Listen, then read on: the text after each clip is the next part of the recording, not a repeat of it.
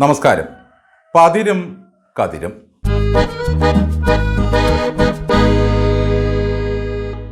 കണ്ണന്റെ മൂട്ടിൽ കദളി മുളയ്ക്കില്ല എന്ന് പറഞ്ഞതുപോലെ കാരണഭൂതനെ കണ്ടുപഠിക്കുന്ന ബാലബുദ്ധികൾ ഏതെങ്കിലും ഒരെണ്ണം ചൊവ്വായ ചരിത്രമുണ്ടോ? തെരഞ്ഞെടുപ്പിന്റെ പരാജയത്തിന് ശേഷം തെറ്റുതിരുത്തൽ പ്രക്രിയയ്ക്ക് ആദ്യം തുടക്കമിട്ട പിണറായി വിജയൻ മെത്രാനെ വിളിച്ചത് വിവരദോഷി എന്നാണ്. അത് കേട്ട കൂറിലോസ് പിതാവ് കുരിശു വരച്ച് കീഴടങ്ങി. രണ്ടാമതായി എം സ്വരാജ് ഗവർണറെ ഭ്രാന്തൻ എന്ന് വിളിച്ച് തെറ്റുതിരുത്തി. ഭ്രാന്തെല്ലാം മാറി ഉലക്കയെടുത്ത് കൗബീനം ചുറ്റുന്ന അവസ്ഥയിലായി ഇപ്പോൾ സ്വരാജും അദ്ദേഹത്തിൻ്റെ പാർട്ടിയും. കൊയിലാണ്ടിയിലെ ഗുരുദേവ കോളേജിൽ പ്രിൻസിപ്പാളിൻ്റെ ചെവിക്കുറ്റിക്കടിച്ച് എസ്.എഫ്.ഐ പിള്ളേരും തെറ്റുതിരുത്തി. അങ്ങനെ മുഖ്യൻ മുതൽ എസ്.എഫ്.ഐ വരെ മാതൃകാപരമായി തെറ്റുകൾ തിരുത്തി കഴിഞ്ഞു. വഷളന് വളരാൻ വളം വേണ്ട എന്ന് പറയും പോലെയാണ് എസ്.എഫ്.ഐ പിള്ളേരുടെ കാര്യം. ആ കൊടി പിടിച്ചു കഴിഞ്ഞാൽ പിന്നെ വല്ലാത്തൊരു ഊർജ പ്രവാഹമാണ്. 10-15 വർഷം മുമ്പ് കോവളത്ത് വെച്ച് വിദ്യാഭ്യാസ വിചക്ഷണനായ ടി.പി. ശ്രീനിവാസന്റെ കരണത്തടിച്ചുകൊണ്ടാണ് എസ്.എഫ്.ഐ പിള്ളേര് അവരുടെ ഗുരുപൂജാ സമ്പ്രദായം നടപ്പിലാക്കി തുടങ്ങിയത്.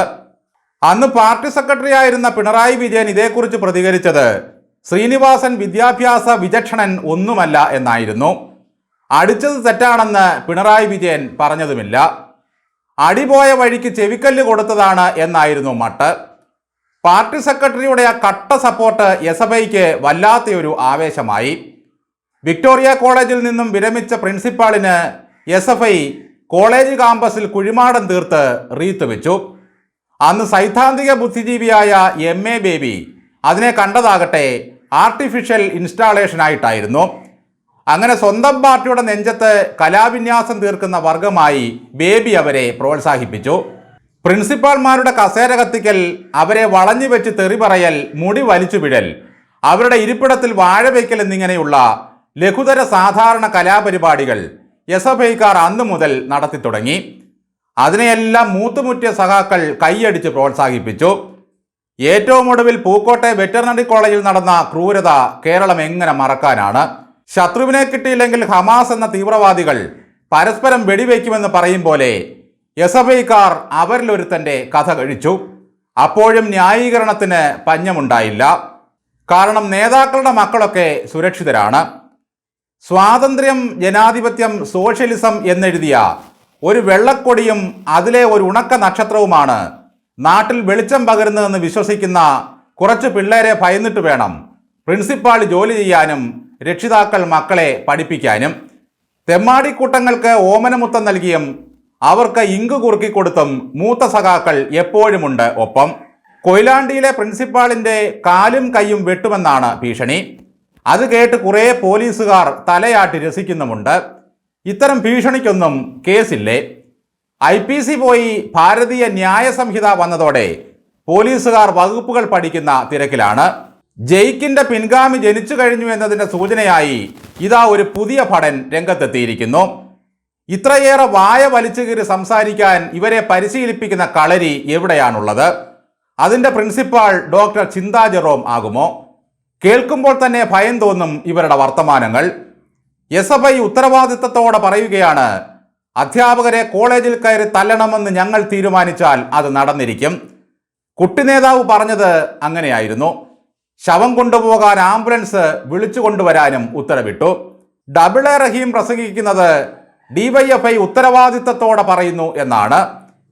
DYFIയും എസ്.എഫ്.ഐയും ഉത്തരവാദിത്തത്തോടെ പറയുന്നു എന്നതിൻ്റെ അർത്ഥം നരൻ എന്ന മോഹൻലാൽ സിനിമയിലെ മുള്ളൻകൊല്ലി വേലായുധൻ കുറ്റിനാട്ടും പോലെയുള്ള ഒരു പ്രക്രിയയാണ്.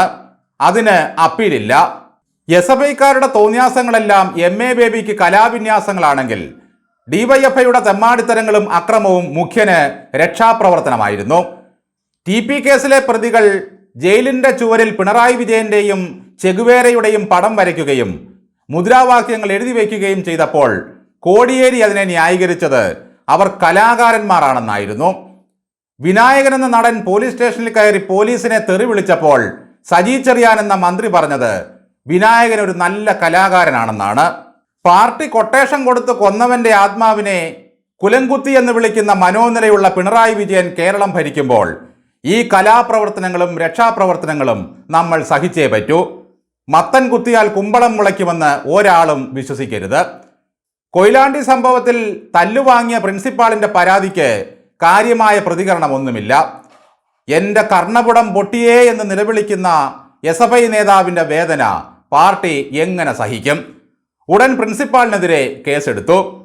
ഈ വിഷയത്തിൽ ഏഷ്യാനെറ്റിൻ്റെ ചർച്ചയിൽ SFIക്ക് വേണ്ടി ന്യായീകരിക്കാൻ AKG സെന്റർ ആരെയും സപ്ലൈ ചെയ്തില്ല. അവിടെ ആരും സ്റ്റോക്ക് ഉണ്ടായിരുന്നില്ല.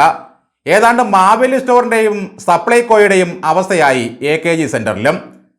കർണപുടം പൊട്ടിയിട്ടും വീട്ടിലിരുന്ന് ചർച്ച കേട്ട SFI നേതാവ് സഹിക്കാൻ വയ്യാതെ ഏഷ്യാനെറ്റിൽ വിളിച്ച് സ്വയം ചർച്ചയിൽ പങ്കെടുത്തു.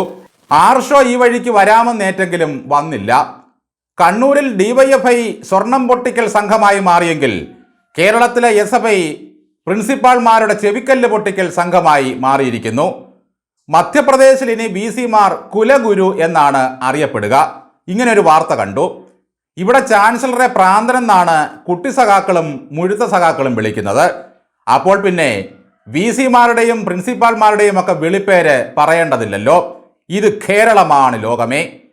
പിള്ളേരുടെ തല്ലുവാങ്ങാതെ തിരിച്ചു വരണമെന്ന് പ്രാർത്ഥിച്ചുകൊണ്ടാണ് ഓരോ പ്രിൻസിപ്പൽമാരും രാവിലെ വീട്ടിൽ നിന്നും ഇറങ്ങുന്നത്. SFIയുടെ കൊടിയിലെ സ്വാതന്ത്ര്യമെന്ന വാക്കാണ് അവരെ വല്ലാതെ ഭയപ്പെടുത്തുന്നത്.